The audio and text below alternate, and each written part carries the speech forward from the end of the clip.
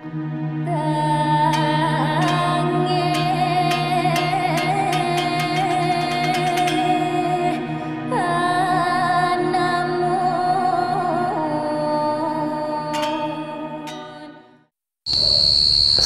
warahmatullahi wabarakatuh.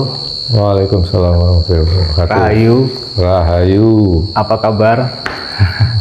Sampurasun. Kula nuwun. Kita punya banyak banget ya jenis-jenis salam ya. Salam. Ada salam olahraga juga ya. Salam budaya. Salam budaya. Oke, jadi Indonesia ini memang masyarakatnya itu plural atau majemuk, sehingga itu justru memperkaya. Iya. Memperkaya khasanah budaya kita dan memperkuat sebenarnya, memperkuat jati diri kita. Betul. Bahwa kita sebagai orang Indonesia ini punya fleksibilitas juga ya. Mau diajak olahraga bisa, mau diajak gaya Sunda, gaya Jawa, gaya Maluku, kan macam-macam ya. Maluku kan orangnya sukunya itu suka nyanyi ya. Yeah. Nyanyi ya. Kalau Jawa nembang ya, itu beda ya, agak cengkok-cengkoknya lain ya. Iya, karena notasinya kan beda. Betul ya. Kita juga punya dangdut ya, kasidah, asik banget kan, jadi nggak membosankan ya kan.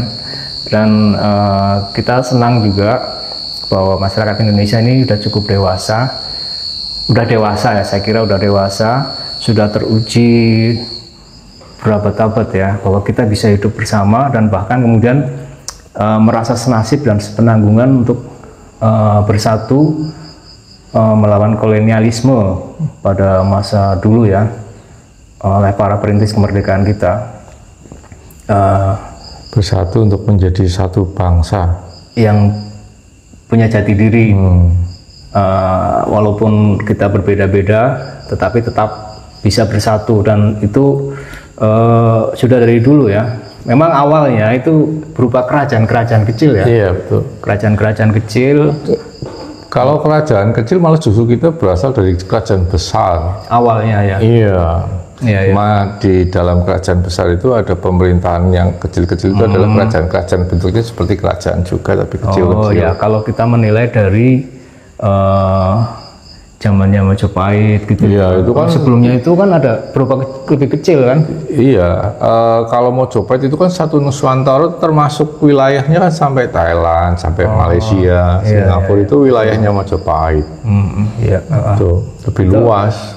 Kita dulu tuh kuat banget ya. Iya. Tapi karena sejarah yang kita pelajari itu rata-rata ditulis orang Barat ya. Yang menulis. Iya kan, jadi akhirnya ya seakan-akan tertimpa. Makanya orang Indonesia ini, khususnya generasi muda ini, harus selalu belajar menggali kekayaan budaya kita, sehingga literasi itu kepustakaan ya, buku-buku itu bisa lebih banyak lagi untuk bisa dipelajari ya. Jadi ya seperti hal ini, kayak kita ini sekarang ini kan kita harapkan bisa memperkaya khasanah literasi ya. Iya. Ya. Mungkin ada yang mau nulis apa yang kita bicarakan sekarang ini ya, bagus sekali, kita terima kasih sekali ya. Ya kalau dulu mungkin literatur itu pasti berupa tulisan selalu. Mungkin kalau zaman sekarang itu lebih modern, jadi sudah berupa audio, berupa video gitu kan, sudah sesuai perkembangan zaman lah itu. Iya, oke. Jadi itu tadi prolog ya, kita belum masuk ke yang utama ya. Jadi sekilas dulu aja. Oke, selamat datang teman-teman semuanya. Selamat berjumpa kembali dengan saya dari Indonesia Bagus dan Mas Wawang dari Rumah Pusaka. Oh ya, Rumah Pusaka Banyumas ya. Banyumas ya. Karena saya pikir mungkin di daerah lain ada juga rumah pusaka ya? Mungkin ada. Ada ya. Menyebutnya ada yang omah. Kalau rumah pusaka ada di daerah masa lupa. Ada yang sama rumah. Ya, hampir sama. Atau mungkin dia menggunakan istilah lain, ya kan? Ya, seperti omah pusaka tadi kan istilahnya lain, tetapi hakikat atau tujuannya hampir sama ya. Hampir sama. Ada rumah keris juga ada. Oh, ya rumah keris ya. Oke ya. Kita udah banyak bicara ya kemarin mengenai rumah keris, tapi nanti mungkin kita bahas lagi nggak apa-apa ya. Baik teman-teman semuanya, sekarang kita mau bahas apa? Kalian kalau ada komentar silakan tulis ya, biar nanti kita bisa bahas. Komentar atau pertanyaan. Oh ya, oke ya. Ini teman-teman semuanya, beberapa waktu terakhir ini saya bertemu dengan teman-teman. Kebetulan waktu itu ada kegiatan sarasehan yang diselenggarakan oleh komunitas pecinta seni dan budaya Banyumas, itu namanya Goramas. Oh iya. Jadi di situ, oh ya, kebetulan itu kan dalam rangka hari ulang tahun. Hari ulang tahun. Kita ucapkan selamat ulang tahun. Selamat ulang tahun buat Goramas yang kelima. Semoga sukses, semakin membuat Banyumas lebih bermakna. Ya, idem sama ya. Jadi kita harapkan semoga bisa menjadi kekuatan dan penyegar bagi upaya untuk melestarikan seni budaya di Indonesia, khususnya di Banyumas. Jadi gini ya, dalam sarisan itu kemarin kan dibahas macam-macam ya. Saya nggak bisa dari awal, tapi yang saya tangkap itu kemarin adalah adanya keresahan ya, bahwa di masyarakat kita itu kelihatannya kok akhir-akhir ini, bukan akhir-akhir ini ya, memang hasil penilaian teman-teman itu, maaf kalau saya salah menyimpulkan ya, jadi ada keresahan bahwa budaya Jawa itu seakan-akan dimarginalkan. Budaya Jawa itu kan pusaka ya kan, pusaka salah satu pusaka yang itu dimarginalkan atau seperti kurang bisa eksis. Apa betul itu?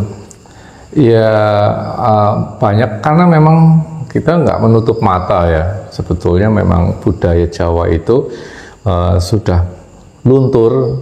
Makanya orang dulu pernah bilang bahwa Jawa kue bakal atau gari separuh itu, karena hanya sebagian orang yang masih mau menjalani hidup dengan budayanya. Oke, siapa yang bilang itu? Orang-orang tua dulu banyak. Itu udah jadi kayak ramalan. Apakah itu disampaikan oleh orang luar? Iya, di Jagabaya ada itu. Jayabaya ya. Jayabaya. Jadi keresahan itu sebenarnya sudah terdeteksi dari ratusan tahun yang lalu ya. Iya, karena memang semua itu kan berawal dari sebuah munculnya generasi itu peradaban, kan gitu. Peradaban adanya terus melahirkan budaya kan gitu. Nah, peradaban itu kan pasti akan berubah terus sesuai perkembangan zamannya. Nah, setiap peradaban itu pasti akan ada budaya yang baru. Nah, itu makanya kenapa budaya yang lama yang diwariskan oleh leluhur itu juga mulai terkikis karena ada peradaban baru. Ya sekarang istilahnya mungkin orang menganggapnya ini sekarang peradaban milenial gitu ya. Terus zamannya sudah zaman digital gitu kan. Terus lebih ke asing-asingan. Nah, inilah yang menjadi keresahan. Padahal kalau kita mau melihat negara-negara lain di mana dia sampai sekarang masih berpegang teguh pada budayanya, mereka pasti negara maju. Contohnya Korea, Jepang, Cina, Amerika, bahkan Arab. Oh iya. Ya kan? Justru di mana orang itu berada, dia masih menggunakan budayanya. Cina orang ini bukan rasis ya. Orang Cina keturunan, orang Indonesia keturunan Cina mungkin nggak pernah menginjak tanah Cina, tapi budaya yang dia jalankan di Indonesia ini sebagai warga negara Indonesia tetap budaya Cina. Contohnya barongsai masih ada, kan gitu. Dia tahun baru Cina masih merayakan, kan gitu. Dia masih menghargai leluhurnya, warisan leluhurnya. Dulu pernah ya sempat dilarang ya, barongsai dilarang ya? Dilarang sih enggak, cuma tidak boleh keluar. Oh, Gitu. ya sama aja kan? Di kelenteng-kelenteng boleh. Oh gitu. Iya. Kalau sekarang kan bebas, malah bahkan sekarang bisa mendominasi sebuah acara. Barongsai mesti di depan. Itu salah nggak kalau menurut? Ya kalau buat saya kenapa harus barongsai yang di depan? Kalau mau bicara filosofinya adalah ada naga itu kan, yang itu kan sifatnya membersihkan aura negatif, makanya dia harus di depan. Barongsai itu sifatnya membersihkan hal-hal yang negatif gitu kan.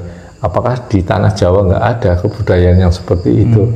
Pasti ada kan gitu. Iya. Nah ini dengan adanya fenomena kita berbicara secara umum ya, bukan bermaksud untuk menyerang ya. Iya.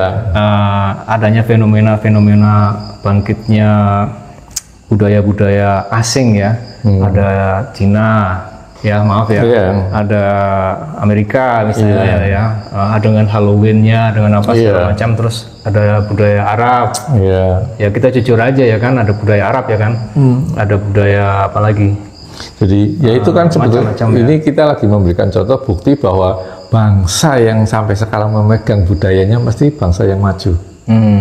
Nah makanya kalau kita sampai kehilangan jati diri, budayanya hilang, gimana mau maju? Jadi syarat untuk maju itu harus menghargai budaya.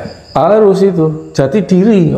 Kalau orang nggak punya jati diri sama aja orang yang udah nggak jelas, dia mau ngomong Jawa udah bukan Jawa gitu. Lagi pula juga kalau tidak punya kebanggaan terhadap budaya sendiri, saya kira itu juga akan membuat kita jadi lemah ya. Iya, lemah secara apa namanya ya, di pergaulan internasional ya kan.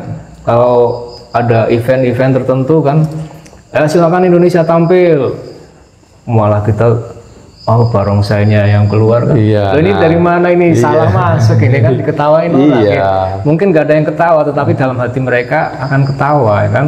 Itu kan punya kita ya kan. Kamu cuma meniru doang, KW itu kan, atau mungkin ada yang lain. Tetapi sebenarnya sih oke lah ya itu, kita tapi ada sebenarnya sih yang barongsai tapi versi Jawa mungkin ya, atau mungkin katakanlah kalau yang sejenis kayak barongsai punya bangsa kita itu kan kayak Reok Ponorogo, terus gitu. Apa itu ya namanya yang kayak singa-singaan, tapi Bali itu kan ada, terus di Jawa Timur ya? ada sisingaan juga ada. Ya. Tetapi itu nggak ada masalah kan kalau ada barongsai gitu? Nggak ada masalah, nggak apa-apa. Nggak, beriringan aja ya. Iya, bahkan kalau di Banyumas kan ada namanya apa ya? Itu yang kombinasi antara lengger, calung, barongsai. Gitu.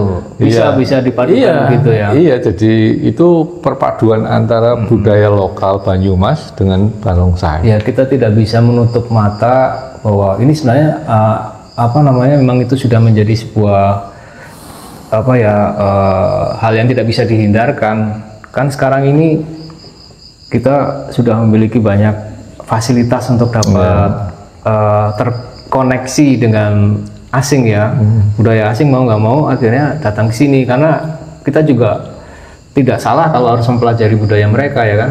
Oh nggak salah kalau kan? Mempelajari, kita mempelajari, cuma ya idealnya janganlah melupakan budaya sendiri. Jadi kita juga punya ya kan gitu. Jadi kalau kita belajar budaya asing itu kan untuk mencerdaskan kita ya, tapi kita tetap harus sadar bahwa kita ini siapa gitu.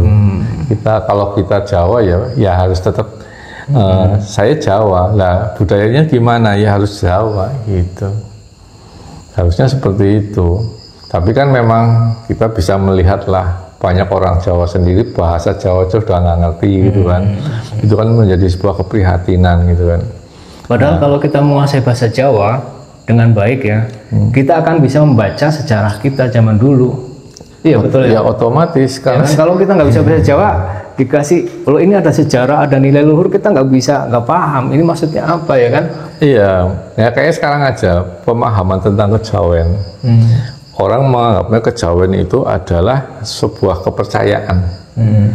Padahal kejawen itu sebetulnya adalah tata krama, tata laku, tata uripe wong Jawa. Apa yang menjadi perilaku hidupnya sehari-hari, itulah kejawen. Jadi itu bukan agama ya? Sebetulnya bukan, cuma muncul itu gara-gara ada kejawen itu jadi populer pada masa Islam masuk Jawa, terus jadi orang Islam yang kejawa-jawaan masih pakai budayanya, dianggapnya kejawen. Ya, itu sebenarnya yang membuat yang memilah-milah atau yang mendefinisikan, kamu kejawen, kamu ini itu kan sebenarnya manusia ya. Manusia. Jadi perorangan ya kan. Iya. Kamu itu. Jadi. Padahal mungkin, mohon maaf ya kali ini kan pendapat pribadi ya. Barangkali kalian punya pendapat sendiri, silakan ya. Jadi orang lagi belajar Islam ya kan, dia belum benar-benar sempurna ya, namanya kan belajar kan butuh proses ya. Tapi kan untuk dia sebagai orang Jawa masih melakukan tradisi-tradisi yang tentu saja karena itu bukan agama ya, tradisi itu kan bukan ajaran agama ya kan? Bukan, budaya. Itu enggak bisa menimbulkan persepsi yang negatif gitu ya. Iya, kalau pasti kan dibilang loh, di ajaran Islam kan nggak ada sedekah bumi, sedekah laut, nggak ada. Itu kan? Budaya. Itu tradisinya.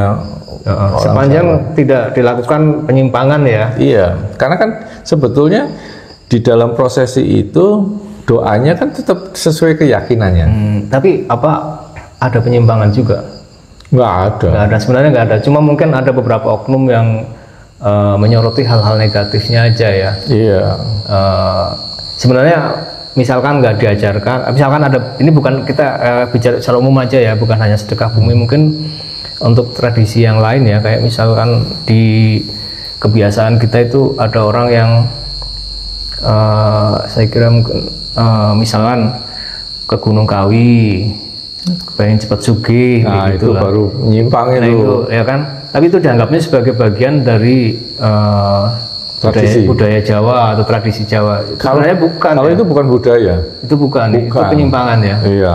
Itu dilakukan oleh oknum-oknum itu kan ya. Perorangan. Oleh orang-orang yang ingin mengambil keuntungan ya. Mencari jalan pintas lah. Tapi kan orang dari luar datang nih ya, misalkan. Iya. Contohnya misalkan loh ya, ini dari Jakarta datang ke situ ya. Kalau yang datang ke situ nggak melihat dia suku bangsa apa, dilayani aja ya.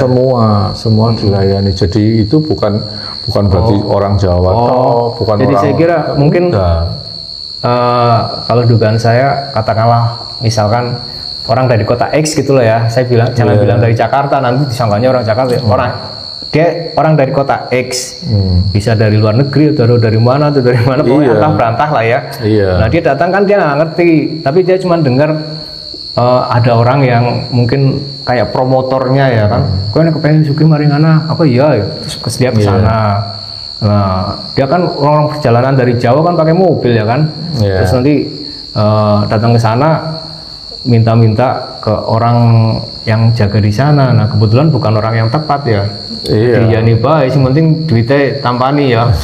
Nah kemudian tapi hal seperti itu kemudian setelah itu dia balik lagi ke kota asalnya, dia cerita bahwa kalau mau ini kayak kesana gitu. Akhirnya yang terdengar itu bahwa daerah situ jadi tempat buat kesugihan segala macam, itu malah akhirnya justru menghancurkan atau membuat citra negatif terhadap tempat objek wisata itu ya. Iya. Kalau itu sebetulnya bukan objek wisata ya. Apa ya? Bukan. Situs ya. Jadi enggak juga, tapi di situ ada makam itu loh. Iya. Itu kan ada makam. Ini contoh kasus berarti ini ya. Kasus ini ya. Tapi kan jadi orang kan tadinya ya ziarah awalnya, tapi ada di mana biasanya hampir di semua tempat. Di situ ada makam tokoh siapa pasti ada. Tidak jauh dari situ juga ada tempat-tempat buat meminta seperti itu. Biasanya seperti itu. Kalau pas kebetulan ketemu sama orang yang benar ya dapat nilai-nilai luhur ya. Ya kalau ke situ memang cuma mau ziarah aja kan nggak masalah. Iya. Cuma kadang-kadang mungkin ada yang salah, keliru ya. Jadi dapat dari sana bukannya dapat ajaran yang bagus, malah kalau ketemu orang yang benar, ketemu orang yang salah ya kan pulangnya jadi dapat citra negatif. Ya kembali kepada ininya masing-masing niatnya ya. Ya masing-masing. Karena orang sudah tahu semua gitu kan tempat itu untuk apa itu, tinggal sebenarnya niatnya. untuk ziarah, Iya. ya. Sebenarnya tempat-tempat Karena itu untuk iya ziarah, ya. ada tempat yang buat ziarah itu memang sebetulnya ada ziarah. Ya. Cuma kan ya itulah namanya manusia ya. Oke ya, jadi teman-teman semuanya, kenapa tadi kita bicara seperti itu ya? Padahal judulnya kan Pusaka Nusantara ya. Ya, ini masih karena berhubungan. sebenarnya yang kita maksud pusaka ini bukan hanya keris ya. Iya. Pusaka itu juga budaya. Budaya. Ada budaya itu juga bagian dari pusaka yang harus kita lestarikan, harus kita jaga keluhurannya. Iya, jadi yang kita jaga dan kita jadi apa yang kita rawat ya kan, kita uri-uri itu kelestarian dalam hal yang bagus-bagusnya, yang nilai. Kalau yang negatif-negatif atau penyimpangan-penyimpangan itu tentu saja harus kita tinggalkan dan jangan dilestarikan ya kan. Iya kan, jangan sampai, ya kan, yang kan ada mungkin kebiasaan-kebiasaan yang tidak baik ya. Iya, sebetulnya budaya nggak ada yang jelek. Nah itu biasanya kalau yang jelek itu penyimpangan dari budaya itu sendiri. Sebenarnya budi ya, budidaya ya, kekuatan jadi kalau budi, ada istilah olah rasa, olah pikir. Iya, jadi kalau ada istilah korupsi itu budaya bangsa itu bukan, makanya salah ya. Bukan budaya itu korupsi itu bukan budaya, korupsi itu kejahatan ya. Jadi salah kalau ada orang bilang korupsi sudah membudaya, itu bukan, istilahnya itu bukan begitu. Nggak tepat. Korupsi itu marak ditemukan, saya kira itu malah lebih tepat. Marak ditemukan kenapa? Karena aparat sudah semakin jeli ya, semakin cermat, perangkat hukum juga sudah semakin kuat, sehingga akhirnya banyak yang tertangkap. Jadi kalau ada koruptor banyak ditangkap itu ya bagus malah. Bukan berarti kemudian disimpulkan bahwa korupsi sudah membudaya. Terus jawabnya wajar gitu ya. Ya kalau budaya itu kan justru semua yang luhur ya, semua yang luhur, jadi memang nggak semuanya bisa disebut sebagai budaya. Membuang sampah sembarangan itu juga bukan budaya ya. Iya, tapi kebanyakan orang sudah menganggap bahwa itu kebiasaan yang baik yang dilakukan terus menerus dan turun temurun akan dianggapnya budaya. Iya, tapi kalau gitu. kebiasaan tapi kalau ya bukan budaya. Iya. Oke ya, ini saya kira ini poin pertama yang harus dicatat nih kayaknya nih ya. Jadi buat kalian ini seperti tadi itu ya, bisa memahami makna budaya sebagai pusaka yang harus kita jaga. Oke, sekarang kita lebih spesifik lagi mengenai keris. Keris itu salah satu pusaka yang kita miliki, dan mengapa harus dilestarikan ya kan. Kemarin kita kayaknya udah cukup banyak membahas tentang itu ya. Iya. Tetapi mungkin sekarang pertanyaannya adalah apakah keris juga digunakan oleh tokoh-tokoh agama itu?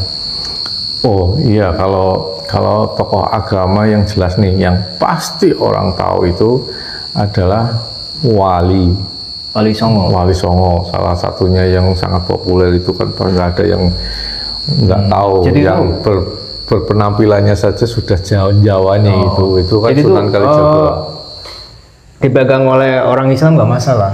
Nggak masalah, buktinya para Wali Songo itu kan penyebar agama Islam sendiri kan. Para penyebar, mereka agama Islam. Penyebar agamanya langsung gitu kan. Dia memiliki keris. Terus yang kedua, hampir semua raja-raja Islam, Mataram Islam, Sultan Agung semua, dari mulai Mataram itu kan dari Panembahan Senopati ya. Berarti orang-orang kayak gitu juga melakukan jamasan ya? Nah kalau jamas sendiri atau enggak kita nggak tahu. Ya kan kalau nggak dijamas kan rusak gitu, nanti kerisnya harus dicabut gitu malah lengket, itu kan repot kan? Itu pasti. Ya, jamasan itu kan merawat ya, akhirnya salah satu ya kan? Bahasanya adalah jamasan untuk merawat sebuah pusaka. Tapi pakai menyan atau enggak tahu ya. Kita kalau orang dulu mestinya pakai menyan, karena sampai sekarang juga masih kan kita harus tahu makna apa fungsi kenapa harus diinin menyan. Ya sebenarnya nggak ada masalah kan, itu cuman kayak semacam parfum aja ya. Aromaterapi ya. Satu menyan. Itu nggak ada hubungannya sama kepercayaan ya kan? Nggak ada. Itu asapnya itu kalau nempel di besi itu juga bisa melapisi. Oh gitu. Dia melindungi dari karat. Oh, nah itu yang itu. Ini mungkin mahasiswa dari apa ya, Fakultas MIPA ya, Matematik Ilmu Pengetahuan Alam itu. Iya, mungkin paham. Itu maksudnya apa bidangnya dia mempelajari ya, yang lebih bisa menjelaskan ya kan? Iya. Yang bukan bisa menjelaskan, yang harus mempelajari supaya bisa paham ya. Ya intinya jangan beranggapan kalau keris di ini sama menyan itu berarti memberikan sesuatu wewangian kepada yang nggak nampak gitu ya. Karena gini, satu, yang pertama adalah kenapa menyan itu dulu memang yang namanya minyak itu kan masih sulit loh. Salah satunya minyak itu sangat sulit. Cara mewanginya kan harus dengan kembang, makanya dicuci pakai air kembang, lalu diinin sama menyan. Terus salah satunya kenapa menyan itu kan dibakar, dipanaskan. Itu juga buat memastikan besi ini menjadi kering maksimal. Nggak harus dijemur. Kalau zaman sekarang mungkin dipakai hair dryer. Nah, kalau dulu ini pakai asap menyan sama bawah arang itu kan panas, besi jadi kering maksimal. Karena kalau habis dicuci besi itu masih basah, bisa jadi berkarat lagi. Ya, udah. Jadi gini, ini saya jadi ingat sesuatu. Jadi kan bahasa ya, istilahnya itu kan ngempani keris ya. Nah itu yang kemudian ditafsirkan macam-macam. Maksudnya ngempani itu kan dia emang jadi keris itu dikasih sesuatu, yaitu berupa dilumuri minyak loh. Itu istilahnya memang ngempani ya, ngasih makan. Tapi bukan berarti kemudian jadi ini hanya istilah. Saya pernah dengar istilah itu. Istilah itu orang-orang yang bicara seperti itu kan orang-orang yang nggak tahu, Mas. Nah ya itu, tapi itu kan cuma bahasa istilah ini loh, bukan memberi makan makhluk. Maksudnya ibaratnya apa ya? Dia hanya istilah aja yang misalkan ini ya. Ini kalau saya kasih air, bisa aja saya bilang ini aku lagi ngempani keris, lagi ngempani ini gitu, cor kasih ini bahasa ini aja. Tapi enggak, saya juga sering mendengar kata-kata itu. Memang maknanya, maksudnya seperti itu. Dipikirnya keris itu kan ada yang gaib di dalamnya. Itu yang akhirnya dengan memberikan itu seakan-akan kita memberi makan, memberi ini kepada itu. Penafsirannya yang nggak benar ya. Nah itu salah penafsiran. Salah penafsiran, yang betul kan nggak itu, bukan berarti itu kan ini bahasa, kekayaan bahasa aja sebenarnya.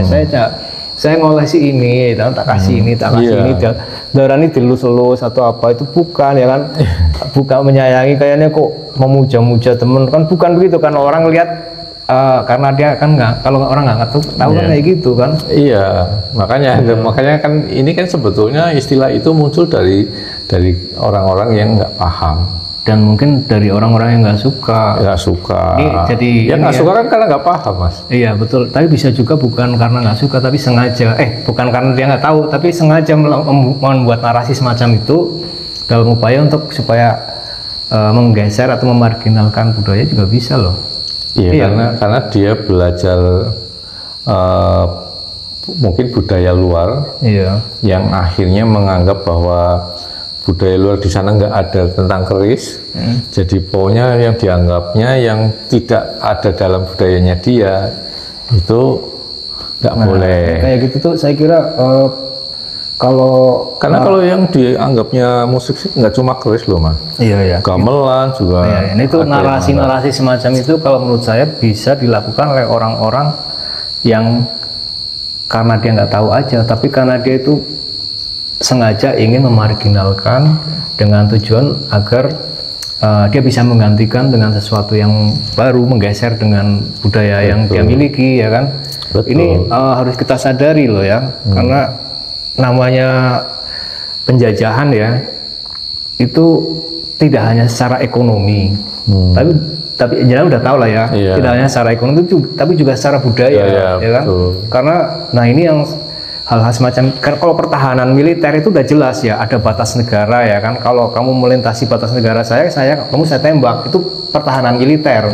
Tapi kalau budaya itu borderless, tidak ada batas, ya kan? Budaya asing masuk ke sini ya kan dengan alasan-alasan ataupun dibungkus misalkan duta budaya, kemudian ada gampangnya melalui seminar-seminar, melalui kajian-kajian ya kan di tempat-tempat publik yang mereka kemudian menyampaikan bahwa ajaran atau nilai-nilai luhur Jawa itu udah tidak patut lagi untuk dilestarikan karena banyak unsur-unsur negatifnya. Ya, kemudian dia mengungkapkan hal-hal yang buruk ya kan, yang sebenarnya itu penyimpangan yang, nah padahal harusnya kalau mau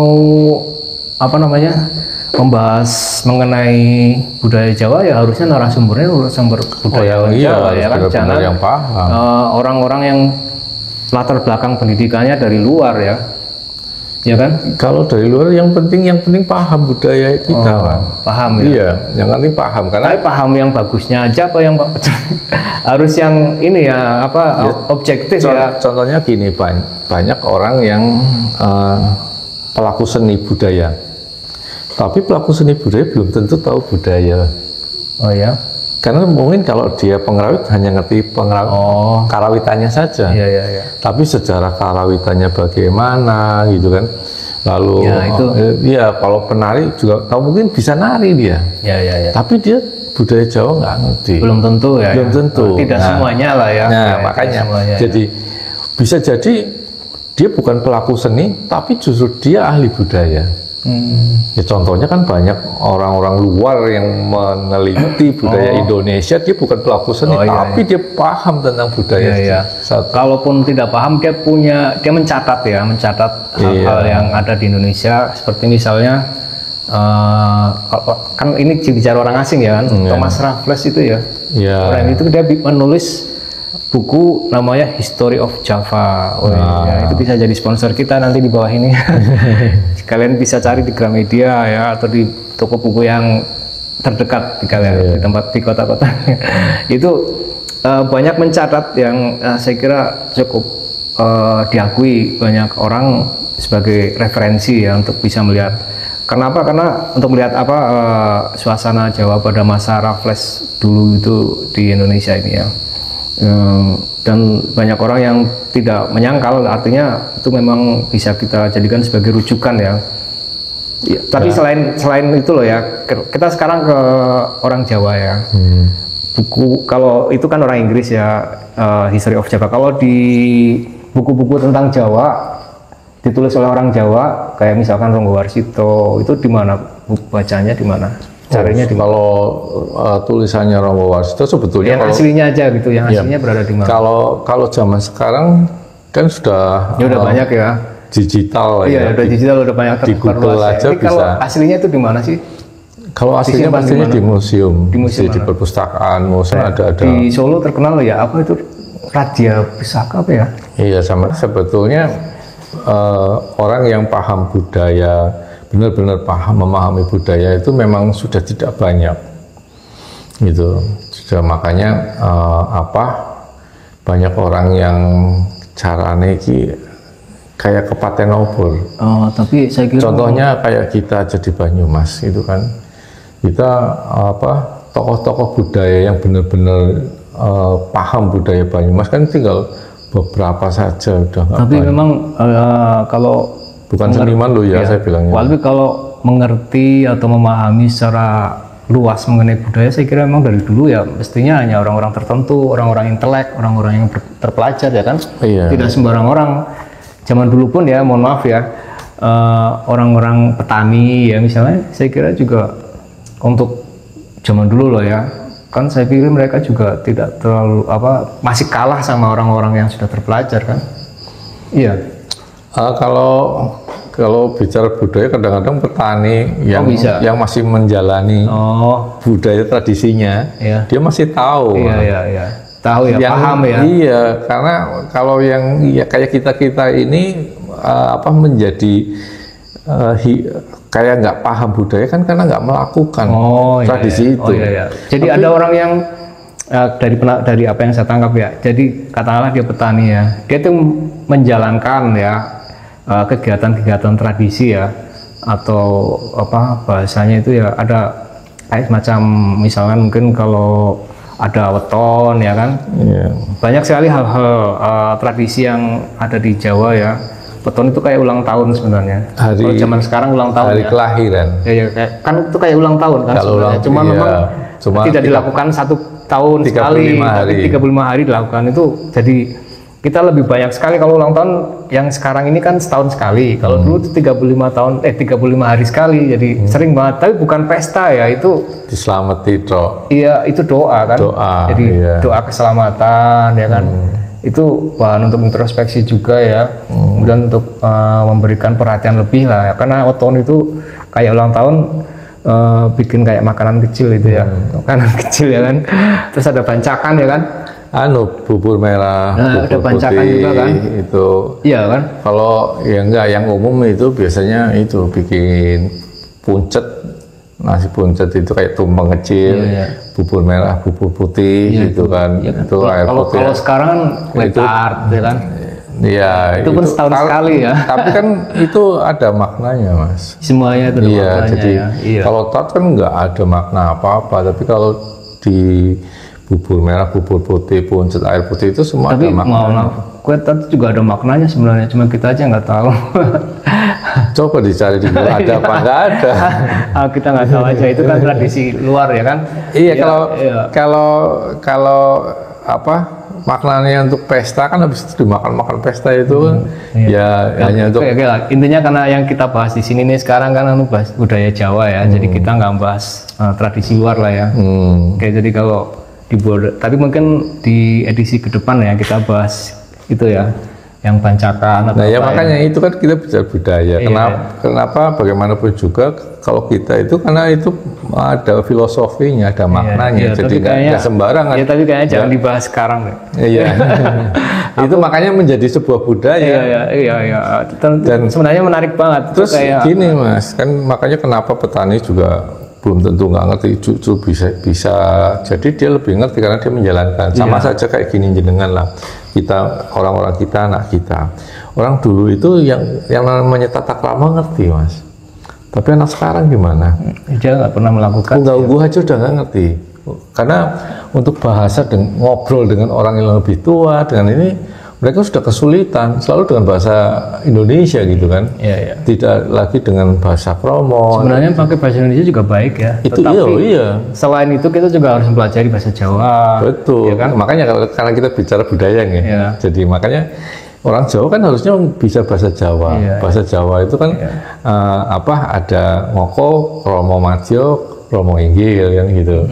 Nah itu kan harus paham. Nah itu kan juga kalau dijalankan walaupun bukan sarjana pun ya pasti dia tahu itu karena dia menjalankan. Oke ya. Kita sebenarnya ini agendanya hari ini membahas keris lah. Nggak apa-apa ya. Jadi sama Mas. Keris itu juga banyak dengan bahasa dan simbol-simbol Jawa kan, sama kayak bubur itu. Jadi itu pun harus dipahami supaya kita bisa memahami makna dari keris itu sendiri. Kan ada banyak tokoh agama atau tokoh raja ya, tokoh nasional ya. Sultan Agung bisa dibilang tokoh nasional kan, dia kan. Udah jadi pahlawan nasional kan. Pahlawan nasional. Dan kemudian bahkan juga Jenderal Sudirman loh ya, dia itu pegang keris kan. Diponegoro. Nah itu kalau tokoh semacam itu sebenarnya kerisnya kayak gimana sih? Maksudnya nanti biar kita bisa tahu loh kalau filosofinya itu. Kalau yang jelas itu kan kalau yang banyak diketahui orang yang rame dibicarakan itu kan kerisnya Pangeran Diponegoro. Pangeran Diponegoro itu kan kerisnya Nogosiluman. Tapi kalau di sini Nogosilumannya nggak ada, ternyata karena yang datang yang katanya dari Belanda pulang ke sini kan Nogososro. Nah kalau Nogososro ada. Coba aku lihat. Coba nanti ini Jangan lama-lama ya. Oh enggak. Waduh, maring di Kang. Aduh, dia lagi apa mau bongkar-bongkar kayaknya ini. Ya lama nih guys. Nggak apa-apa, tapi mungkin bisa break dulu ya. Barangkali ada iklan mau lewat, silakan. Oke teman-teman semuanya, jadi keris adalah salah satu pusaka yang kita miliki, yang harus kita lestarikan, harus kita jaga sebagai bagian dari jati diri kita, bangsa Indonesia. Saya tidak bilang bahwa hanya keris ya, karena mungkin saya kira bukan nggak pakai mungkin ya, karena masing-masing daerah yang ada di Indonesia ini juga sebenarnya punya keris. Ada di Aceh ya, mereka menyebut rencong ya. Kalau waduh, itu keris apa itu? Nogososro. Ini Nogososro. Cuma kalau yang kembali itu kan Tinata. Oke, kita Tinata ya, kita gedein ya gambarnya ya, kita zoom ya. Iya dong. Gak usah apa-apa. Biar kena, biar jelas ini. Nah ini gini kan. Nah ujungnya kelihatan dulu, agak miring dikit. Nah seperti itu ya. Nah, ini kan kenapa Nogososro, karena di sini ada gambar kepala naganya. Oh ya. Di sini. Nah jadi ya coba majuin tuh. Nah. Agak sini ya. Nah gitu ya. Nah ya ini kan apa, keris berdapur yang paling populer lah. Wah, semua orang pasti tahu kalau dilihat gambarnya naga ya berarti Nogososro. Iya. Sosro itu kan 1000, bersisik 1000. Oh. Sisik bersisik jumlahnya 1000 gitu kan. Kalau nggak percaya hitung sendiri gitu ya. Iya. Ya terus. Nah, itu yang dimiliki oleh Pangeran Diponegoro. Ini bukan yang dimiliki Pangeran Diponegoro, tapi cuma jenisnya ya, hampir sama. Karena sebetulnya namanya kan yang pada awalnya itu adalah Nogosiluman. Oh. Kalau Nogosiluman ini nggak ada badannya. Nggak ada badannya? Iya. Di sini kelihatan nggak? Ini kan ada bolak-balik kan ada. Nah, itu Nogosiluman. Tapi ternyata yang pulang itu Nogososro, Tinata, Mas. Tapi namanya Kiai Nogosiluman. Oh gitu. Katanya seperti itu menurut penelitian. Yeah. Jadi Nogosiluman itu bukan dapur tapi nama. Itu nah yang benar yang mana kita nggak tahu. Gitu, kan, intinya sih dari pihak-pihak yang terkait ya, antara lain dari Kementerian Pendidikan kalau nggak salah waktu itu ya. Mengatakan itu udah sah kok, udah betul, itu udah terverifikasi ya kan. Iya. Ini bisa diceritakan mungkin ya falsafah yang ada di keris ini nih. Ya memang kalau keris Nogo, keris Singo Barong itu memang kebanyakan itu dimiliki oleh para pemimpin biasanya. Ya kenapa? Karena naga itu kan simbol dari sebuah kekuatan. Oke ya, ini kekuatan ini kayaknya. Kayaknya menarik ini ya. Kekuatan itu kan tidak berarti power secara fisik ya. Oh iya, jadi ya, di sini karena kekuatan di situ kan di dalamnya ada kewibawaan. Jadi orang itu kekuatan untuk mempengaruhi rakyat ya. Iya, untuk melindungi. Kekuatan untuk melindungi, kekuatan untuk menjaga, jadi seperti itu ya. Agar kayak kewibawaan itu kan supaya dia disegani. Ya, jadi kewibawaan itu muncul setelah punya kekuatan ya kan. Iya. Orang yang kuat bisa melakukan sesuatu, melindungi dan bisa jadi contoh, jadi teladan, akhirnya dia punya wibawa ya. Kebalik. Kalau buat saya kebalik. Oh gimana coba? Iya, justru orang wibawa yang punya kewibawaan tinggi nggak harus kuat, pasti dia punya kuasa. Oh. Tapi kalau punya kekuasaan tapi dia nggak ada wibawanya, tetap diremehkan sama masyarakatnya. Justru kewibawaan dulu. Maka dia punya kekuatan untuk menguasai. Tapi kewibawaan itu muncul bukan hanya karena secara individu aja, maksudnya bukan hanya karena secara kekuatan ini kan, kalau fisik kan. Bukan, justru kadang-kadang orang wibawa itu kan karena kecerdasannya, kan gitu, karena rasa empatinya yang tinggi sama sesama gitu, kan gitu, pasti dia punya pengaruh besar yang akhirnya karena dia punya wibawa. Jadi apapun yang kewibawaan itu tercipta karena faktor-faktor antara lain kecerdasan, ya kan? Iya. Jadi kalau mau orang memiliki kecerdasan, memiliki apalagi macam-macam gitu ya, akhirnya orang itu jadi berwibawa ya. Cerdas pikir dan cerdas rasa. Nah, iya ya. Itu bisa terlihat dari perilakunya, cara dia berbicara, cara dia bertemu dengan musuhnya. Iya. Kalau punya musuh ya, atau punya lawan lah ya. Iya. Jadi kalau kalian pengen jadi orang yang berwibawa, ketika kalian ketemu dengan musuh kalian, pinter di komunikasinya, kalau kalian ketemu diplomasinya. Jadi gini ya, jadi kalau kalian kan sekarang ini kita beragam ya, apalagi kalau urusan politik ya. Orang yang berwibawa itu adalah orang yang ketika ketemu dengan saingannya ya, atau beda pilihan presiden atau apa, itu bagaimana dia cara bersikap itu kelihatan sebenarnya. Sangat orang yang berwibawa dan yang tidak itu kelihatan. Kalau orang yang berwibawa itu saya kira juga dia akan ngomongnya sampah mulu ya. Betul. Tapi kalau orang yang berwibawa itu dia bisa menjaga mulutnya ya kan. Betul. Mulutnya, pikirannya, hatinya, sehingga dia bisa, kalau orang dengar itu dia adem itu kan, dan dia bisa menjembatani ya. Menjembatani ya. Itu jadi jadi justru kekuatan itu karena adanya kewibawaan dulu. Itu. Ini kayaknya kalau mau kepengen jadi orang berwibawa perlu belajar ke sini. Beli keris. Ya beli keris. Lo kan jangan nggak jualan ya kan? Kalau jualan sih enggak. Tapi bisa bantu kalau jenengan atau teman-teman semuanya kepengen punya keris ya. Di sini memang nggak jualan. Tapi punya teman-teman yang jualan ya? Iya, karena justru gini, saya nggak jualan keris, tapi saya menyarankan bagi semua laki-laki Jawa kalau bisa itu punya keris. Ya. Ya caranya bagaimana? Ya caranya ya sing bener lah. Nah, ya makanya jaluk bisa atau jadi. Misalkan mohon maaf ya, ini cuma caranya dilakukan dengan cara yang baik. Masa minta mencuri, boleh, ya kan, boleh, beli boleh, kan mencuri gitu. Kan nggak boleh. Yang penting jangan nyuri. Kalau ngerampas juga nggak boleh. Nggak boleh ya, nyok sama aja nyuri. Iya, makanya dilakukan dengan cara yang elegan lah ya, dengan cara yang halal ya, elegan. Iya, karena ini adalah simbol sebuah kejantanan, kesatriaan bagi laki-laki ya. Nyekel keris ya.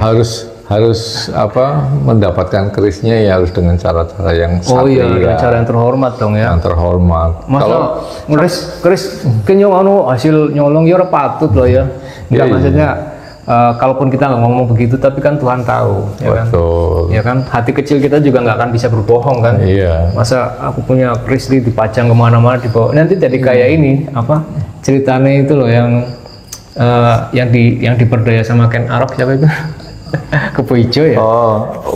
Kebo Ijo ya? Iya ya, yang dia pegang keris, dia pamer kemana-mana, padahal dia itu punyanya Ken Arok. Akhirnya ketika Ken Arok masuk ke rumah dia, dipakai buat membunuh Tunggul Ametung, akhirnya Kebo Ijo yang kena tulah. Iya. Ya intinya kan yang penting kalau sudah punya ya jangan buat sombong-sombong, karena keris itu tidak mengajarkan kita untuk sombong. Sebenarnya keris itu dimiliki bukan untuk disombongkan, tapi itu sebagai sebuah, kalau menurut saya ya, kayak semacam masing-masing orang itu kan punya idealnya ya, punya visi ke depan, punya visi, punya harapan, punya cita-cita lah. Cara bahasa sekarang itu cita-cita itu tuh penting. Cita-cita itu harus tinggi langit, tidak hanya dalam, sebenarnya itu lebih spesifiknya itu bukan jabatan sebenarnya. Jadi cita-cita setinggi langit itu ya, saya ingin jadi orang benar, saya ingin jadi orang yang bisa berbakti kepada orang tua. Jadi bukan cita-citaku besok jadi presiden atau apa, itu bukan. Ini pengertiannya kalau menurut saya ya, yang bagus itu idealnya ya yang bermanfaat lah untuk orang lain. Itu visi misi itu yang ada di diri kita, dan mungkin bisa sedikit lebih berbeda. Kayak misalkan kayak saya nih ya, saya kira mungkin visinya yang tepat orang kayak saya misalnya adalah aku pengen jadi aku pengen bikin podcast itu yang keren, yang bagus, yang benar-benar bermanfaat. Saya kira itu loh ya kan, spesifik ya kan. Kalau ada yang lain mungkin, oh aku jadi ini apa juga Nogo Sosro. Oh ini jadi mungkin kayak aku misalkan ya, aku pengen punya keris itu yang kira-kira yang bisa sesuai dengan cita-cita ya, bikin podcast itu yang bagus itu apa itu kan. Nah itu mungkin katakanlah mungkin yang cocok ya ada Pandowo Cinarito gitu ya. Nah kayak gitu loh, maksudnya aku punya itu untuk apa? Untuk simbol. Jadi begitu aku misalkan aku bukan buat pamer ya, misalkan aku taruh di rumah ya misalkan ya, itu sambil seakan-akan mengingatkan aku ya, untuk mengingatkan aku dengan visi dan misi ataupun dengan tujuan hidupku itu untuk secara spesifik ya. Ya saya kira itu ya, tujuannya itu keris itu bukan untuk disombongkan, tapi untuk sebagai mengingatkan pada diri kita orang ya kan, pilih aku mau ini kepengen jadi gini aku berarti pilih keris yang ini ya gitu, untuk kemudian mengingatkan aku tentang visi dan misinya. Intinya itu kalau keris fungsinya sekarang itu ada perubahan zaman ya, sekarang adalah sifat kandel. Sifat kandel itu menambah percaya diri. Ya, kandel itu kan tebal. Mempertebal rasa percaya diri ya. Ya, kalau diterjemahkan satu-satu, sifat itu kayak semacam garis atau batas tebal. Nah, jadi intinya untuk menebalkan rasa percaya diri kita.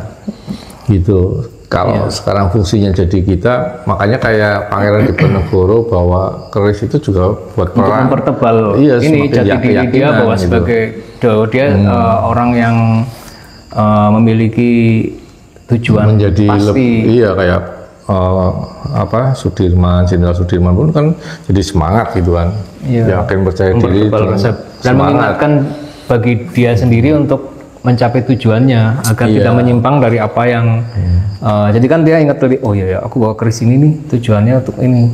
Jadi kan manusia kan tempatnya hilaf ya kan, tempatnya lupa, itu udah biasa sih ya. Jadi tapi begitu dia pegang sesuatu kan jadi teringat lagi ya. Tapi ini tentu saja kajian budaya ya. Kita ini menggunakan kajian budaya karena kalau berbicara ketika kita melihat perspektif orang lain kan bisa berbeda-beda. Kalau melihat dari perspektif fikih Islam misalnya kan, apa sih pegangan kita, harusnya apa kan gitu kan, ada ya. Tapi kalau kita sebagai kajian budaya ya kita gunakan hal-hal apa yang sifatnya perspektif budaya, tapi tentu sudut pandang budaya dengan tidak, supaya kita fokus ya, tidak mencampur adukan dengan hal yang lain, dengan hal-hal yang sifatnya fikih misalnya. Karena kalau itu kita campurkan dengan itu nanti malah jadi nggak karu-karuan kan. Jadi loh ini malah dari awal aja udah nggak benar misalkan aja gitu loh. Jadi saya kira ya harus beriringan lah ya. Iya kalau kita bicara budaya memang harus kacamatanya ya budaya. Itu aja ya. Iya kalau kita pakai kacamata yang lain ya pasti bisa nggak pas. Oh jadi aku ingat ini apa, Pak Descartes ya kemarin salah satu pembicara di Koramas kan mengatakan, dia kan dosen ya di UIN apa ya? UIN. Ya mahasiswanya itu mahasiswa Islam semuanya, itu kan memang universitas Islam ya. Tapi dia memegang mata kuliah yang budaya. Jadi dia ngomong sama mahasiswanya, ini di sini kita bicara budaya loh ya, jangan kalau kalian masih berpikir fikih ya mending saya nggak usah masuk. Karena apa ya? Karena itu kan memang ada ruangan, ada tempat, ada space, ada sebuah waktu yang disediakan oleh lembaga pendidikan untuk mempelajari budaya. Pada saat itulah kita menggunakan perspektif budaya, kita menggunakan cara pandang kita itu cara pandang budaya. Kalau yang ketika kita bicara makanan ya kita bicaranya makanan ya kan, rasanya atau apanya gitu loh. Jadi kita untuk bisa memperluas wawasan kita lah ya. Ya mudah-mudahan apa yang saya sampaikan ini benar lah ya, karena kalau kita bicara sesuatu dengan hitam putih, secara hitam putih ya agak susah ya, ngomong sedikit aja salah ya. Iya. Dan kita juga kalau berbicara fikih ya kita kita nggak boleh bicara ini karena kita bukan tokoh agama sih. Boleh bicara. Jadi kalau mau belajar agama jangan di sini deh ya. Iya enggak, kalau mau bicara fikih kita boleh, cuma kan sekarang kita bicaranya kan temanya budaya. Oh iya oke. Kan gitu. Ya, iya betul. Jadi kalau kita mau pas-pasin sama ajaran yang berhubungan dengan keagamaan, ya kita tetap harus melihat sisi budaya saja. Kalau aku mau bahas mengenai fikih ya aku kayaknya nggak bicara sama jenengan. Gini ya, jadi semua orang, jadi kita kan kalau bisa bergaul bukan hanya dengan satu kelompok atau satu kita bergaul itu luas ya, dengan berbagai latar belakang, tujuan untuk bisa saling memahami dan menciptakan keharmonisan lah ya. Apa yang bisa kita dapatkan dari Mas Wawang ya sebagai seorang budayawan ya kan, kita belajar budaya, aspek-aspek apa sih yang bisa kita petik manfaatnya dari budaya Jawa gitu kan. Ya saya kira itulah. Ya, karena memang banyak orang yang malah menyempitkan pandangannya tentang budaya. Itu karena pengaruh-pengaruh cara dia memandang dari sisinya kan. Jadi contohnya kenapa kayak masih ada yang bilang itu adalah musyrik kayak gitu kan, karena dia terlalu berpegangan pada satu titik gitu. Tapi kalau kita mau melepas itu dan kita melihatnya adalah dari kacamata budaya, itu sesuatu justru akan menambah ilmu pengetahuan mereka. Itu kenapa di UIN pun ada mata kuliah budaya yang diajarkan oleh Pak Ades itu. Jadi kan supaya anak-anak mahasiswa sana yang enggak hanya belajar tentang Islam saja, tapi tentang budaya, karena bagaimanapun juga manusia tidak akan terlepas dari budayanya. Kan mungkin gitu. Ada kerancuan antara seni, maksudnya pengertian antara seni dan budaya ya kan. Jadi artinya kita harus bisa menemukan apa sih makna seni dan apa itu makna budaya ya kan. Kalau seni kan itu bagian dari budaya, lahir dari budaya dulu. Jadi budaya, kalau budaya itu mungkin terjemahannya culture ya bahasa Inggrisnya. Kalau seni itu art ya. Jadi kalau seni itu melulu keindahan ya, keindahan. Ada seni pahat, seni nyanyi, seni vokal ya kan. Tapi kalau budaya itu subak, irigasi, jadi hal-hal yang sifatnya lebih abstrak ya. Karena makanya tadi kan saya katakan pelaku seni budaya belum tentu ngerti budaya. Iya. Pelaku seni belum tentu mengerti budaya. Pelaku seni tidak selalu pasti budayawan. Iya betul ya kan. Kan kalau pelaku kan manusia ya, seniman ya kan. Seniman bukan berarti tidak selalu pasti budayawan. Tapi budayawan juga belum tentu seniman. Karena budayawan pasti seniman bukan. Karena belum tentu ya. Tapi dia orang yang paham dan menjalani budayanya. Cuma dia mungkin tidak menguasai seni tari. Ya kan. Kayak sekarang orang Jawa. Jenengan ya kan. Sekarang gini. Jenengan ya mohon maaf ya. Belum tentu jenengan bisa menari ya kan. Belum tentu bisa bikin patung ya kan seni. Belum, tapi beliau ini memahami budaya. Termasuk dalam hal ini adalah seni, maknanya, filosofinya, saya kira itu ya kan. Karena makanya gini, jadi kita bicara Mas Tri, saya sama-sama wong Jawa lah. Saya menjalankan, jenengan tidak. Budayanya loh. Budayanya, aku menjalankan kok budaya Jawa. Menjalankan. Aku mau bahasa Jawa kok. Kan itu dari bahasanya saja. Maksudnya kegiatan yang lain kayak umpamanya selamatan itu masih pakai tradisi tumpengan kayak gitu enggak? Kalau ada yang ngundang aku mau angkat sih. Kalau untuk pribadi saya bicara, saya menjalankan. Jangan kalau nggak tumpengannya yang mau angkat ya. Nah itu. Jadi terus habis itu terus makna dari tumpengan itu apa? Terus kayak umpamanya kebetulan jangan nggak punya istri ya. Kalau punya belum punya istri kan orang kalau punya istri kan lahir mau punya anak itu kan ada ngupati, mitoni. Nah itu kan tradisi itu dijalankan aku nggak menjalankan karena memang belum ada yang jalan. Nah itu makanya yang kayak gitu-gitu kan juga berarti dia pelaku budaya juga, masih ibaratnya masih orang Jawa gitu kan. Nah, tapi orang-orang yang menjalankan itu kan mungkin dia hanya sebagai penikmat seninya. Kayak saya juga senang gamelan, saya senang wayang, saya penikmat. Tapi saya sebagai orang Jawa menjalankan tradisi budaya itu sendiri. Itu. Tapi nggak cuma sekedar menjalani, tapi berusaha untuk memahami gitu, dari kayak tumpeng itu maknanya apa. Aku juga sekarang lagi berusaha memahami. Oh bagus itu, harus itu. Ya kan aku lagi nanya, betul. Kan nanya-nanya terus kan berusaha memahami ya. Ini teman-teman semua juga lagi berusaha memahami. Iya, makanya kan sebenarnya Jawa itu kan budaya Jawa ya. Budaya Jawa itu kan banyak sekali ajaran luhur. Banyak sekali ya. Aku tidak bermaksud untuk sudah memahami semuanya ya. Ilmu itu makin digali ya, kayak gini ya, belajar keris ya. Makin banyak kita tahu, makin banyak juga yang kita tidak mengerti ya. Iya, makin kita mengerti ya, satu hal, dua hal akan ternyata jadi tahu, oh ternyata banyak ya yang belum kita mengerti itu kan. Oh iya pasti. Ya kan? Kayak contohnya gini aja, gampang ya, semua orang hampir semua nek ulang tahun apa tumpengan. Tapi ngerti nggak tumpengan? Maksudnya tumpeng? Iya. Nah itu kadang-kadang hanya sekedar rame tumpengan kabeh ini. Berarti gitu. Idealnya kalau ada tumpengan itu ya. Orang seperti jenengan itu jelasin ya, ini tumpengan maksudnya apa? Iya Kak, gitu ya. Saya paham karena dalam kehidupan saya dari dulu, dari kecil, itu bapak saya mengajarkan, selalu menjelaskan makna dari tumpeng itu. Setelah saya dewasa, ya gantian, kalau tumpengan saya yang menjelaskan. Gitu. Itu kalau jelasin itu panjang nggak sih? Lama nggak? Iya karena ya sebetulnya bisa dibikin singkat, dibikin Ya udah kalau gitu besok ya. Iya. Edisi depan kita belasin tumpengan ya. Untuk supaya penasaran, kan kita harus paham dulu. Nanti kalau nggak ada contohnya gimana? Nggak ada contoh tumpengannya di sini, nggak ada tumpengnya gimana? Enggak kan orang kan sudah paham, sering lihat tumpeng bentuknya kayak apa. Orang santai bikin tumpeng kecil aja gimana? Iya enggak ini. Gambarnya aja. Oh, gambarnya aja.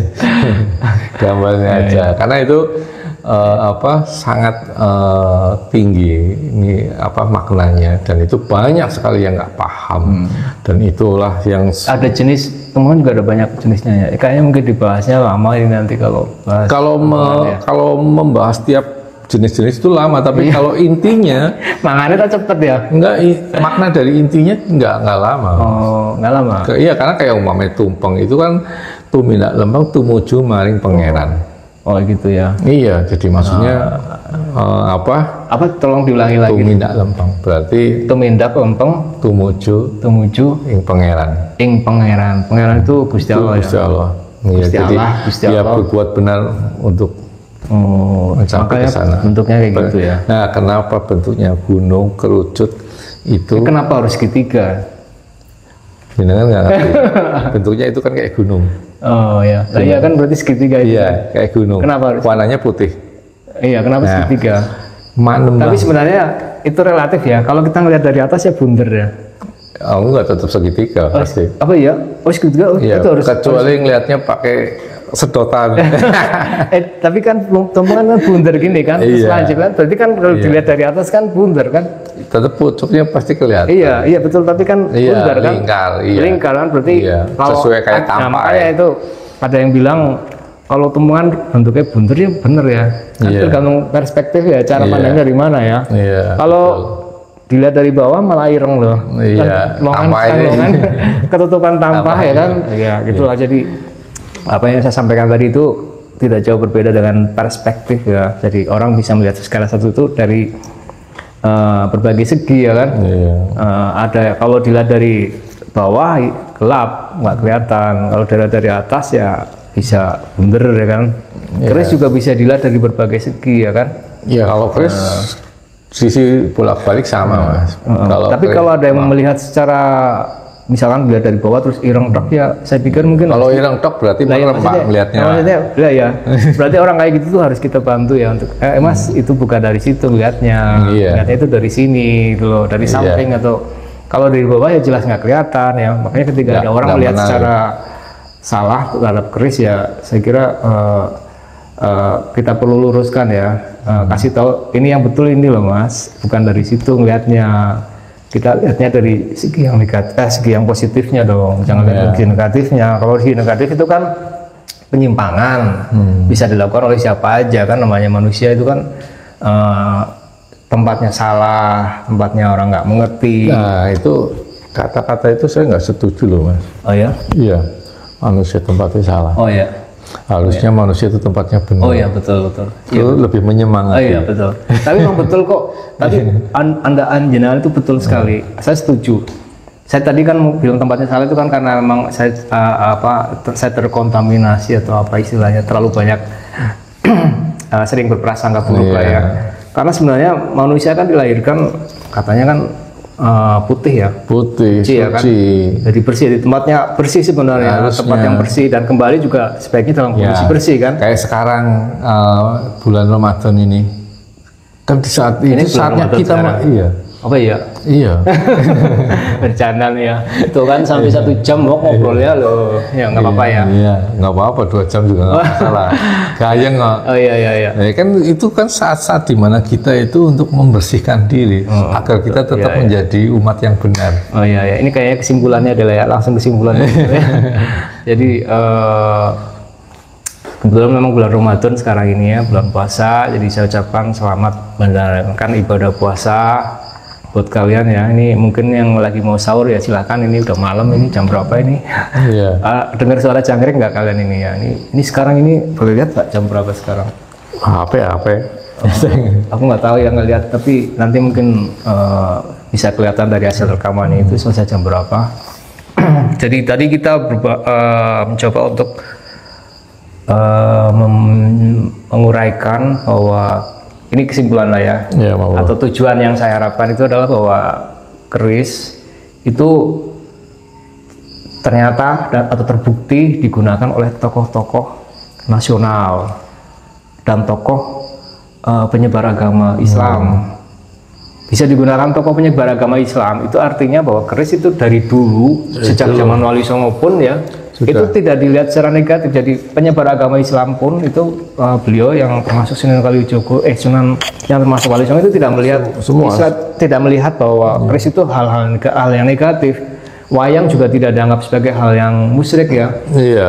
Mereka justru menggunakannya. Itu Sunan Kalijogo itu digunakan untuk menyebarkan agama Islam. Saya kira keris juga digunakan dalam menyebarkan agama Islam ya kan. Dan Pangeran Diponegoro juga menggunakannya secara tidak langsung ya untuk melawan kolonialisme ya kan. Saya kira itu udah clear bahwa keris sebenarnya tidak dimarginalkan, tidak disingkirkan, tetap dijaga oleh para pendahulu kita ya, tokoh-tokoh besar kita. Kalau ada yang bisa menyingkir itu sebenarnya hanya riak-riak kecil, wong recehan lah, orang-orang recehan, orang-orang yang nggak paham yang atau mungkin bahkan bisa saja itu agen asing ya. Kalau saya bilang agen asing itu orang-orang yang ingin menyusupkan budayanya agar bisa mendominasi, karena itu sebenarnya hal semacam itu terjadi di mana saja sih ya, bahwa sebuah negara yang kuat itu ingin berusaha agar budayanya itu bisa dipraktekkan juga di negara yang lain, agar dia bisa menjadi apa istilah itu proksinya ya, bahasa bisa mengintervensi budaya asing. Mengintervensi, kalau udah bisa diintervensi itu akhirnya kita mengikuti jalan pikiran mereka, dan kalau udah gitu ya mudah sekali untuk menguasai dan mengambil sumber daya yang ada yang kita miliki agar bisa disetor ke mereka gitu kan. Dengan jalan pikiran mereka, kita tidak sadar bahwa kita sebenarnya disuruh bayar upeti ke mereka. Itu penafsiran saya loh ya. Iya, karena penafsiran justru ini makanya memerangi budaya asing adalah dengan menguatkan budaya kita. Mungkin istilahnya bukan memerangi apa ya, yang lebih tepat ya, mau nggak mau bahasanya mungkin ya, kalau buat saya memang melawan budaya asing itu kan otomatis memerangi kan. Tapi bukan kan cuma orang beranggapan memerangi itu berarti tembak-tembakan tapi karena memang menghadapi budaya asing adalah dengan budaya menguatkan budaya kita, mengantisipasi proses. Jadi kita, kalau bahasa saya ya, bagaimana kita bisa mengantisipasi upaya untuk mendominasi budaya kita, dari budaya asing mendominasi kita kepengen berusaha mendominasi budaya dan melemahkan apa yang ada apa yang kita miliki gitu. Kita berusaha mengantisipasinya gimana gitu. Makanya itu kan intinya kan kita melawan budaya asing kan. Nah, melawan budaya asing adalah dengan menguatkan budaya kita.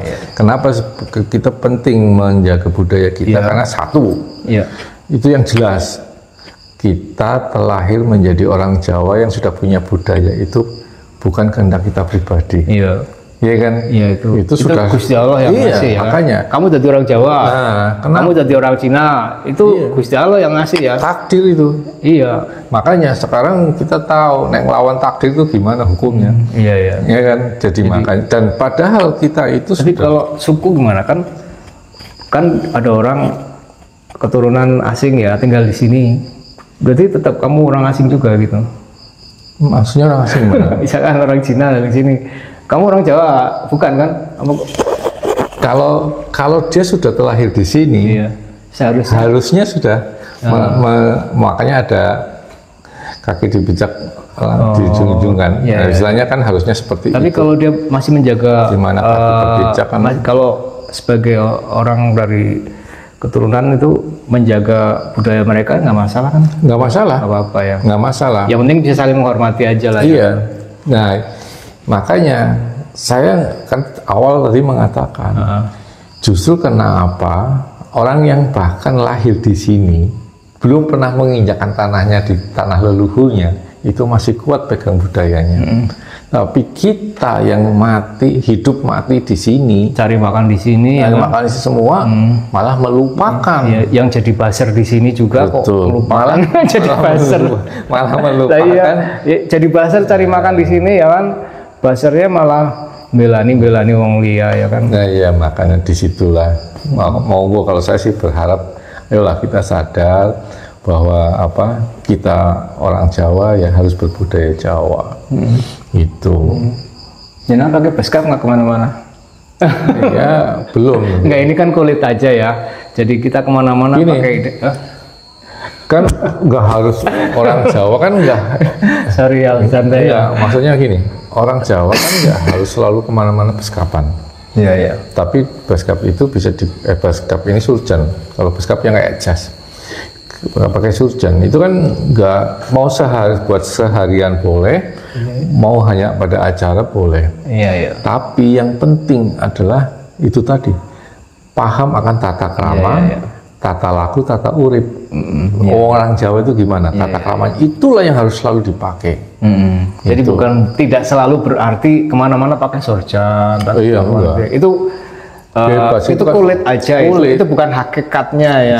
Jadi ya kalau mau pakai itu bagus, belangkonan kemana-mana bagus ya. Tapi tidak kemudian bahwa orang yang nggak pakai belangkon pun bukan orang Jawa kan.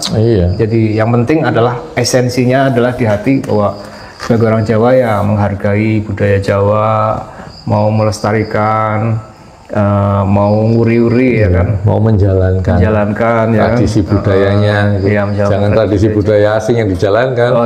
Dijalankan sesuai dengan ini ya, apa yang bisa kita yakini ya, yang baik-baik itulah ya, yang tidak, yang menyimpang ya itu bukan ajaran namanya ya kan. Misalkan itu sama aja kayak aku korupsi lah, bang, itu kan budaya kita ya. Enggak, itu bukan. Korupsi itu bukan budaya kita, jadi itu tidak, jangan dilakukan. Kalau misalkan ada orang yang dalam budaya Jawa ada penyimpangan dia itu jangan dilestarikan, itu kan saya kira itu. Jadi karena itu bukan budaya ya kan. Kalau kan ada istilah ada kalau di Jawa kan ada mulimo ya, itu kan bukan budaya, itu ya kan, itu harus ditinggalkan. Itu kan bahasanya kan itu adalah mulimo, itu kalau kalian tahu itu ada. Wah, ini jadi tambah dawa ya, tambah panjang ini ceritanya ya. Harus ditinggalkan ya. Ditinggalkan, makanya. Mulimo itu apa, coba, mohon maaf ini sekalian dibahas ya. Maksudnya dibahas ini dijelasin dimengerti aja, sekedar tahu aja. Mulimo itu ada maling, maton, main, mabok. Udah. Nah itu wis tahu. Itu dibanding apa ya?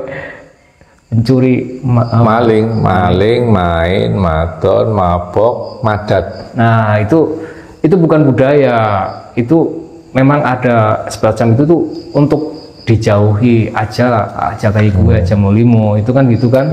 Itu salah satu istilah pantangannya lah ya, pantangan untuk orang. Ya justru orang yang masih berperilaku negatif artinya dia nggak menjalankan ajaran leluhur. Iya, oke lah ya, oke. Itu. Paham ya? Itu aja. Iya. Kan dijelasnya panjang itu. Iya. Karena ya contohnya kayak di keris ada riji kan memiliki makna. Itu dimana intinya kita tidak boleh sombong, kita harus lain. Tapi malah pamer ini itu, nah itu kan. Iya. Mau pegang silakan. Ini tradisi adat itu harus dicium dulu ini ya. Masya Allah, luar biasa. Alhamdulillah. Ini kayu ya. Oke ya, kita bahas di edisi depan ini ya, keris apa namanya ini? Itu tadi Nogosostro sama ya? Ini juga, cuma ini ya keren banget kan guys. Ini harganya sampai berapa nih ya? Tapi ini nggak dijual guys. Tapi kalau mau cari ya silahkan cari di Pasan Aji ya. Iya. Ya, banyak. Apa nanti kalau udah dibeli dan diwariskan itu jadi pusaka namanya. Iya. Kita cari untuk menjadi sebuah yang mewariskan udah meninggal ya. Kenapa? Yang mewariskan udah meninggal ya biasanya. Jadi kita kalau udah punya barang ya, barangnya kemudian jadi pusaka tapi kita udah nggak ngeliat kan, kita udah nggak ada ya. Oke ya, terima kasih teman-teman semuanya udah mampu bertahan sampai 1 jam lebih di sini di Rumah Pusaka Banyumas ya. Alamatnya ada di sini ini ya. Silakan kalau mau berkunjung, mau ngobrol lebih panjang, kalian bisa di sini semalam suntuk ya. Kalau ini kan di sini kan kita cuma 1 jam ya. Oke, sampai jumpa di seri selanjutnya ya. Ya. Masih betah kan? Oh, betah. Ya. Pokoknya ngomongin budaya saya nggak ada bosannya. Ya. Terima kasih. Kalau ada masukan atau mungkin ada dari saya atau Mas Walang ada yang salah-salah kata ya, atau mungkin ada yang loh orang kayak gue ngomongnya kudune ya, silakan ya kalian komentar. Mungkin kita bisa membantu untuk, atau mungkin barangkali kita bisa introspeksi ya, introspeksi atau evaluasi. Sekian. Assalamualaikum warahmatullahi wabarakatuh. Rahayu.